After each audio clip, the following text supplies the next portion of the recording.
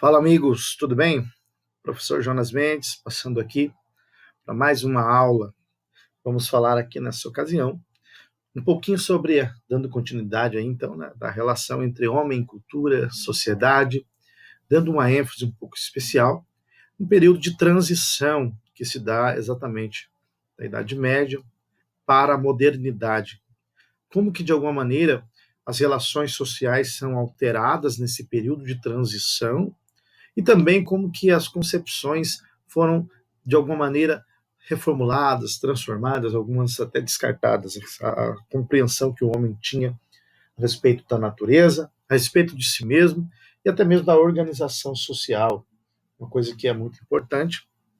Devemos compreender, de fato, essa dinâmica social aí, o estabelecimento de uma visão diferente a respeito do homem, da sociedade, da natureza e da forma como o homem se relaciona com a natureza também. Isso é muito importante.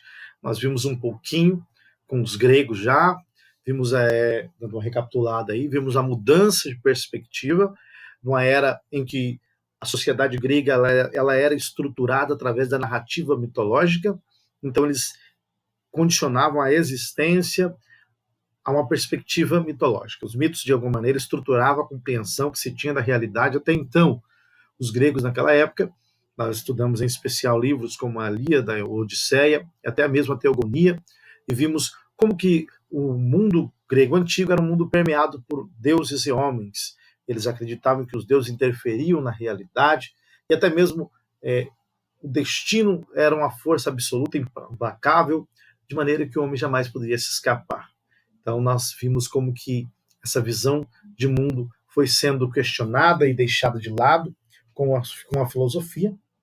Com o nascimento da filosofia, então, começa-se a questionar a narrativa mitológica e principalmente a perspectiva de uma sociedade centrada ou baseada na vontade dos deuses e nas forças sobrenaturais. Aí você percebe que com os filósofos começa uma busca para uma explicação mais natural dos eventos, principalmente da origem da sociedade, da origem do universo, da origem do movimento e até mesmo da configuração social presente naquela época. Então os homens eles começam a se perguntar por que de fato existe a sociedade, começa a surgir a polis, né, baseado na organização meramente humana. Os homens começam a se preocupar com a política, com Aristóteles, com Platão e tudo mais. Eles começam a se preocupar com a política, começam a se preocupar com o bem-estar da sociedade, da cidade, do Estado ali existente, com as melhores decisões a serem tomadas no que diz respeito ao futuro da cidade.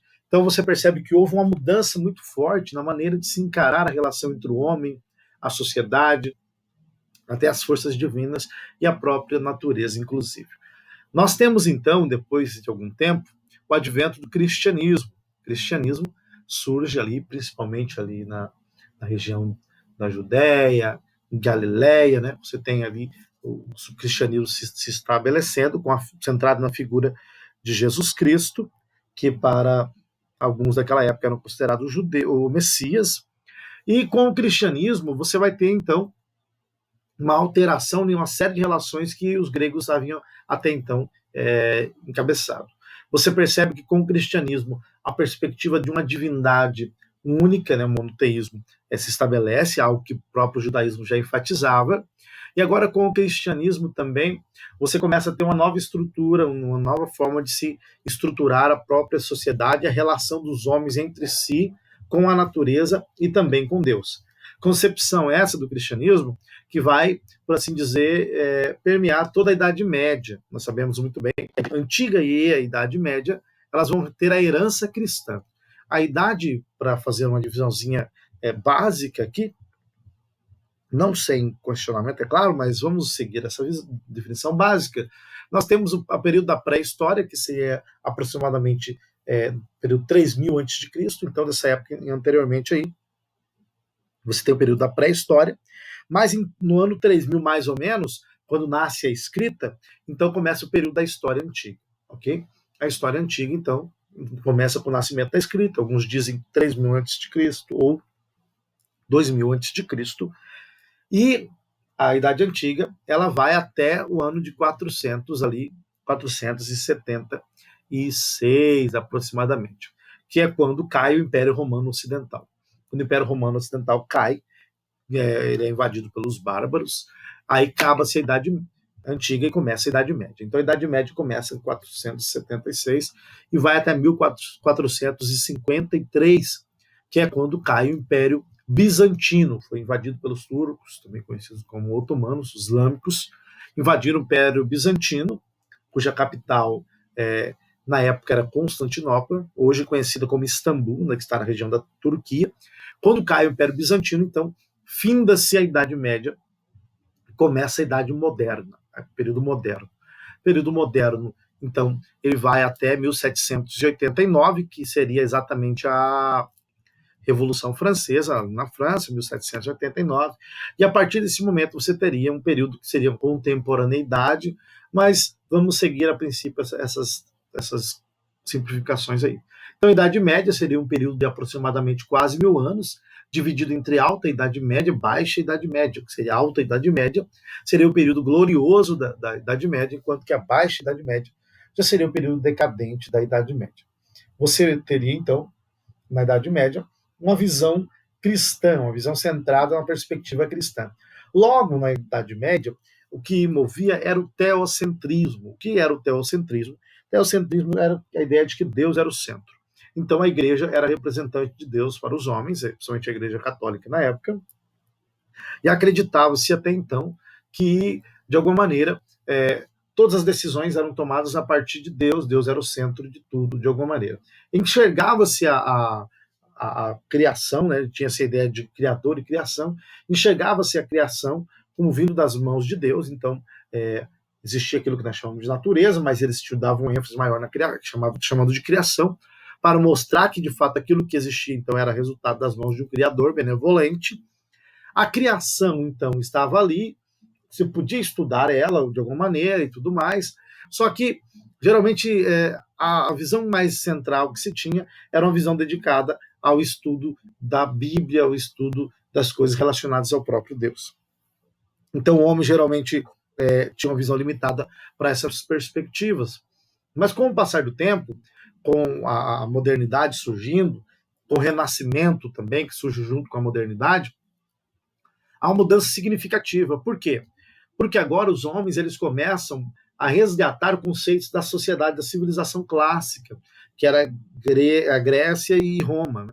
Eles começam a resgatar conceitos da civilização grega e da civilização romana, principalmente o estudo das obras de Platão, de Cícero, Aristóteles e outros mais.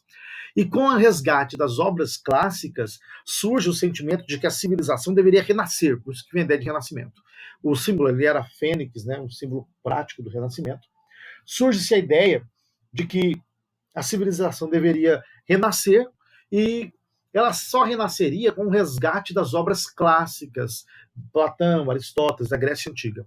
Então eles desejaram construir uma civilização diferente daquela que a Idade Média havia apresentado, uma civilização centrada, por assim dizer, na educação, na culturalização, nas literaturas antigas, literaturas clássicas. Com o Renascimento, surge também algumas mudanças, que seria a mudança do teocentrismo para o antropocentrismo. Com a modernidade e também com o Renascimento, você tem uma visão mais centrada no homem e não em Deus, como era na Idade Média. De maneira que a figura humana ela volta a ser valorizada. Nós já estudamos, eu dei um texto para vocês, sobre a figura do homem na Grécia Antiga. E eu mostrar que os textos mostravam que os gregos, geralmente, principalmente na época dos teatros e da tragédia grega, né, você tinha uma supervalorização das formas humanas. Então existia uma exposição de corpo do homem, bem malhado e coisas do tipo, corpos culturais, né? E você tinha uma valorização das formas humanas, porque se acreditava que o corpo humano era uma representatividade da beleza, inclusive, e tudo mais. Com o cristianismo, você tem, então, uma espécie de desvalorização do corpo, principalmente na Idade Média, porque começam a se acreditar que o corpo era o lugar do pecado, que a matéria é má, influenciado por um neoplatonismo, que a matéria é má, que a matéria é ruim, que nós devemos reprovar a matéria e coisas do tipo. Então, o próprio sexo vai sendo deixado de lado próprio sexo vai sendo descaracterizado, certo? As relações que são valorizadas é o monasticismo, o homem que se isola da sociedade, que fica fechado em seu canto, que geralmente não casa, que dedica sua vida a Deus e coisas do tipo. Com a modernidade e com o Renascimento, essa visão de mundo é deixada de lado. Você tem agora uma supervalorização, por assim dizer, da própria figura humana, do próprio corpo. Tanto é que Michelangelo, por exemplo, esculpiu Davi em mármore, né? Com formas bem estabelecidas, formas bem definidas. Você tem aí Leonardo da Vinci, por exemplo, com o homem vitruviano, com um círculo e o homem no centro, com formas bem definidas. O que isso representava? Representava que agora o homem era o centro dessa visão de mundo. Que com a modernidade e com o renascimento, quem deixa de ser o centro é Deus e o homem passa a ser o centro. Eles não eram ateus, certo? Eles não eram ateus, mas eles também não davam tanta vazão para a religião como na modernidade, como na Idade Média, melhor dizendo. Tá? Eles começam a valorizar, por assim dizer, os estudos, as ciências, a própria natureza. Tem então uma supervalorização da figura humana, dando a ênfase no corpo humano, com figuras bem definidas. Você começa então o estudo da anatomia mais envolvido, inclusive, aí também. Há uma supervalorização da razão humana, porque havia na Idade Média aquela ideia da relação entre fé e razão. De maneira que os filósofos, Tomás de Aquino e outros mais, diziam que a razão ela era serva da fé. A filosofia era serva da teologia. A teologia era a rainha de todas as ciências. Mas com a modernidade, com o Renascimento, a razão se emancipa. A filosofia ela ganha espaço. A ciência se torna autônoma. E agora, então, as estruturas de mundo que eram compartilhadas até então começam a ser questionadas. Há uma supervalorização da razão humana. O homem, agora, a partir de sua razão, ele começa a descobrir coisas, explorar coisas. O homem deixa de ser dependente de um livro sagrado para conhecer as coisas. Ele não precisa mais de uma Bíblia para saber como que as coisas funcionam. Ele agora passa a estudar tudo a partir da sua própria capacidade de descobrir, de pesquisar. É a autonomia da razão humana se estabelecendo, certo? E se libertando das prisões até então estabelecidas pela fé. A razão agora começa a alçar voos a partir de si mesma. Então você tem uma supervalorização das formas humanas, um antropocentrismo, uma supervalorização da razão humana em detrimento da fé, e você tem também uma supervalorização da própria natureza. Uma supervalorização da própria natureza. Se você olhar na Idade Média, você vai perceber que a arte na Idade Média, ela geralmente retratava figuras teológicas como Deus, Jesus Cristo, os santos, ou passagens bíblicas e coisas do tipo. Agora, com o Renascimento e com a modernidade, você vai ter uma ênfase não mais teológica na arte. Embora a arte não fosse uma arte ateia, era uma arte que agora queria representar a natureza, queria representar o próprio homem, queria representar coisas ligadas, por assim dizer, à própria criação e não necessariamente a Deus, a Jesus ou coisas do tipo. Então você tem, por exemplo, Rafael pintando a escola de Atenas, onde você tem Aristóteles e Platão, né? Aristóteles apontando para baixo, dizendo que o verdadeiro conhecimento se encontra aqui nesse mundo, e Platão apontando para cima, dizendo que o verdadeiro conhecimento está no mundo das ideias, onde as ideias, as formas eternas lá estão presentes e coisas do tipo. Agora, na arte, você tem uma arte que quer retratar a própria natureza, retratar o próprio homem em sua verdadeira concretude, e não está mais dependente de um fundo teológico. Você percebe, então, agora, que a relação entre o homem e a natureza, ela se modifica, porque agora o homem ele quer conhecer a natureza, ele quer estudar a natureza, ele quer descobrir, ele quer desbravar.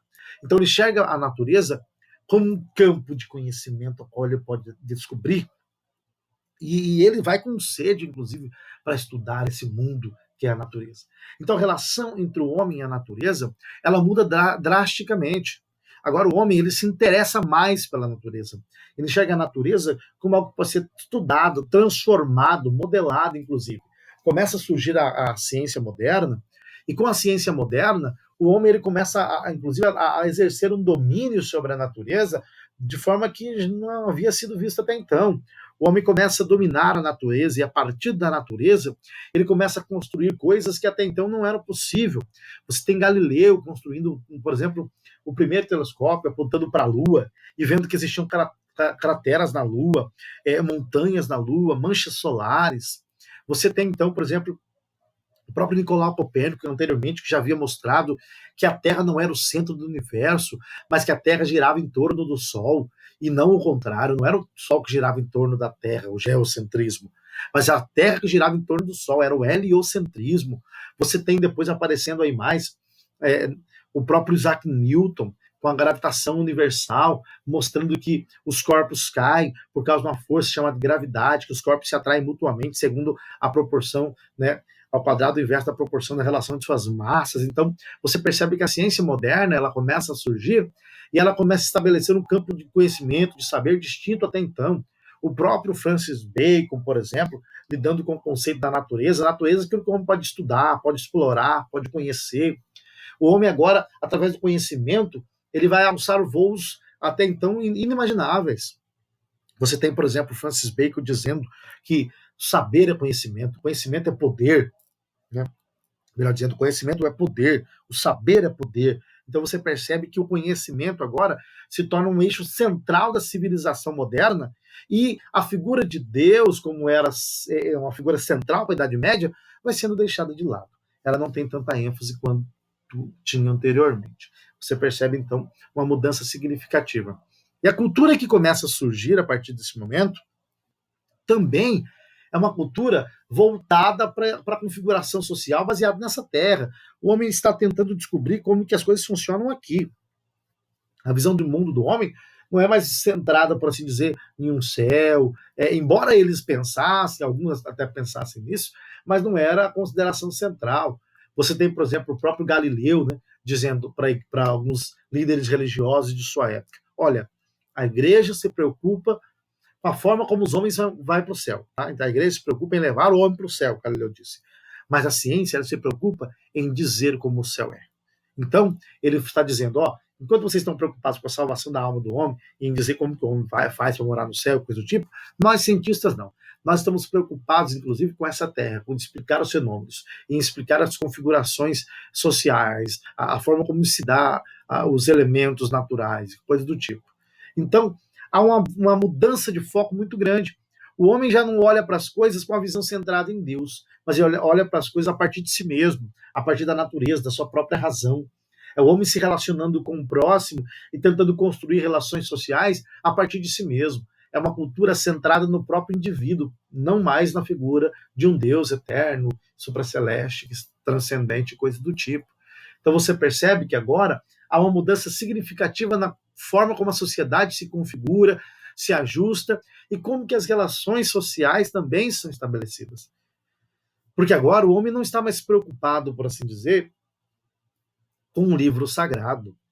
O homem não está mais preocupado com a vontade de Deus através de uma igreja. A reforma protestante já havia, de alguma maneira, dado um golpe certeiro na centralidade da igreja até então, mostrado que, de fato, qualquer homem pode se relacionar com Deus em qualquer lugar. Então você tem uma mudança significativa na forma como os homens concebiam a natureza, como os homens concebiam a própria sociedade, a própria cultura e até mesmo a si mesmo. Então, espero que tenha ficado claro aí um pouco desses esclarecimentos. Deixo para vocês aí o texto, então, que eu enviei. E é isso aí, meus amigos. Um abraço para vocês.